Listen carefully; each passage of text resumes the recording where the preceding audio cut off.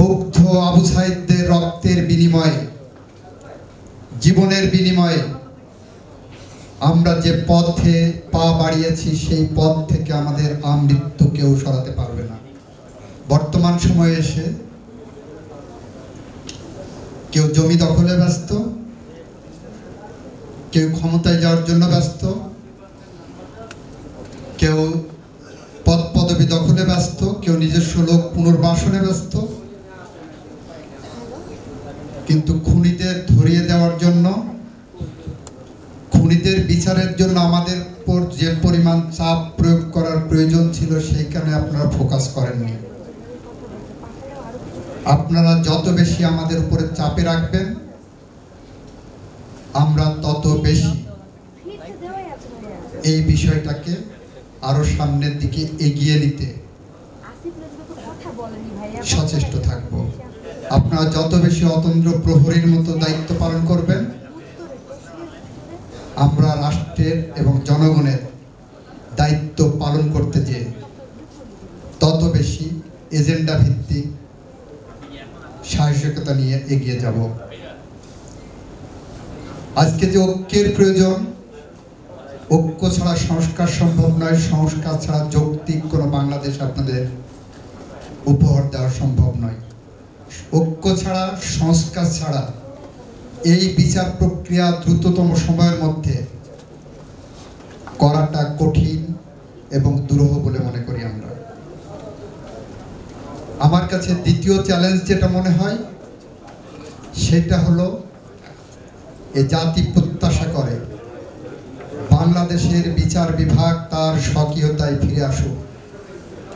এই জাতি প্রত্যাশা করে এই বিচার নিয়ে যাতে আন্তর্জাতিকভাবে এবং জাতীয়ভাবে কোনো ক্যাঙ্গারু কোর্টের তকমা না লাগে, কোনো ফরমাইশি রায়ের তকমা না লাগে। আমাদের কাছে এই ক্রেডিবিলিটিটা মেনটেন করা অনেক বেশি চ্যালেঞ্জের। আর সে কারণে আমরা দ্ব্যর্থহীনভাবে আপনাদের বলতে পারি, আমাদের হাতে যে মশাল আপনারা দিয়েছেন, জাতিকে সঠিক বিচার ব্যবস্থার দিকে নিয়ে যাওয়ার জন্য আমাদেরকে যে দায়িত্ব আপনারা দিয়েছেন, আমরা সেই দায়িত্ব নৈতিকভাবে, আইনগতভাবে এবং আন্তর্জাতিক মানদণ্ড বজায় রেখে দ্রুততম সময়ের মধ্যে এই বিচার প্রক্রিয়া সম্পন্নের দিকে নিয়ে যাব। আমাদের আইন উপদেষ্টা মহোদয় আছেন, উনি ইতিমধ্যেই বলেছেন এই বিচার প্রক্রিয়াকে ত্বরান্বিত করার জন্য সরকারের প্রধান অন্যতম এজেন্ডা হিসাবে বাস্তবায়ন করার জন্য ইতিমধ্যে ওনার মন্ত্রণালয় কি কি দায়িত্ব পালন করেছেন। আমরা ওনার স্বপ্নের সারথি। আমরা বলতে পারি চৌধুরী আলম থেকে শুরু করে মুগ্ধ আবু সাইদদের রক্তের বিনিময়ে, জীবনের বিনিময়ে আমরা যে পথে পা বাড়িয়েছি সেই পথ থেকে আমাদের আমৃত্যু কেউ সরাতে পারবে না। আমরা বাংলাদেশের স্বাধীনতার চেতনা যেমন বিশ্বাস করি, ৭১-এর মুক্তিযুদ্ধের চেতনা যেমন বিশ্বাস করি, সাংবিধানিক শাসনের কথাই যেমন বিশ্বাস করি, আমাদের সেই বিশ্বাসে নতুন করে আলো জ্বেলে দিয়েছে আবু সাইদ মুগ্ধ সহ অজস্র জানা অজানা শহীদ যারা জুলাই বিপ্লব উপহার দিয়ে গেছে। আজকে একটি কনফিউশন তৈরি হয়েছে। Let it be very clear to all of you. একটা প্রশ্ন এসেছে, হর হামেশা অনেক মামলা হয়েছে, মিথ্যা মামলা হয়েছে, পার্সোনাল গ্রাস এক্সপোজ করার জন্য অনেকে মামলা করেছেন, আসামির খাতায় নাম দিয়েছেন। এই মামলাগুলোর পরিণতি কি হবে এবং এটার সাথে যুদ্ধাপরাধ ট্রাইব্যুনালের যে মামলা তার কোনো কনফ্লিক্ট হবে কি না, আপনাদেরকে আইনিভাবে, দ্ব্যর্থহীনভাবে, স্পষ্টভাবে বলতে চাই,